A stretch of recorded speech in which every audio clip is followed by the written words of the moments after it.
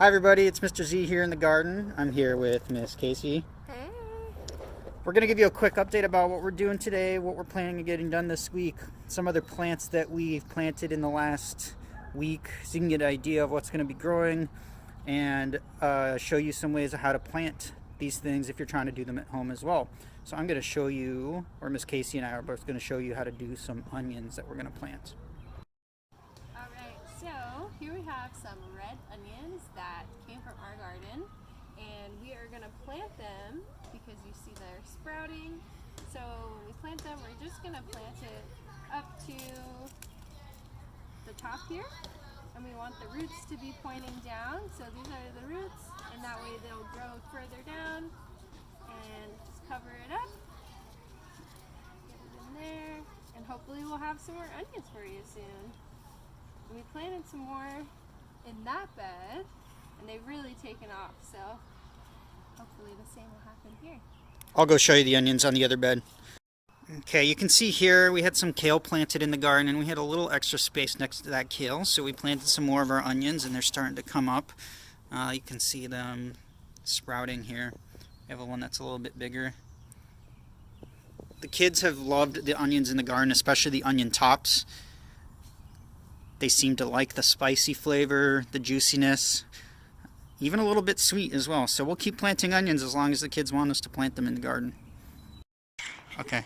Hi guys! So today Mr. Z and I are working in our old carrot bed, and right now we are putting in some cover crop just to help our soil out. So cover crop is really important for soil because it helps give it a break from providing nutrients in food production. Buckwheat especially is really good with that, and as soon as it's done growing, we're gonna put it back in the soil. So cut it down and let it decompose in the soil, and that will add even more nutrients to our soil, making whatever we're growing in this bed next even happier and healthier. And we also want to leave cover crops in the soil just for a little while to help with weed suppression. So if we didn't put anything in this bed, weeds would just run rampant and have a great time. We also like to put cover crops in to help with moisture. So if there's nothing in the bed, it'll dry out. And so we have buckwheat because it is easy to come by, grows great in this area, and yeah, we've had great success. So what I'm going to do is put it in my hands, and I'll show you what the seeds look like. Kind of look like little chocolate chips.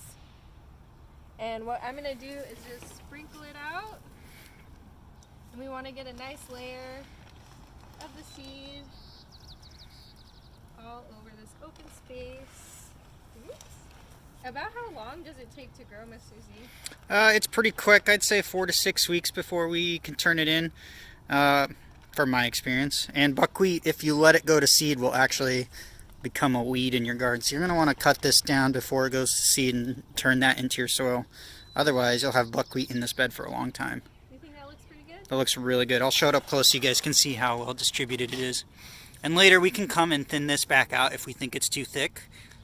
But this is about how thick we've got it here. Now, what do you have there, Casey? This is compost. This is from our compost bin right over there. Scouts, if you remember turning that, our compost is beautiful. You guys did a really good job on that. Yes, this is full of great nutrients. Just how the buckwheat's going to break down in this soil and add nutrients, this is loaded with nutrients because it's made from broken down materials just like that.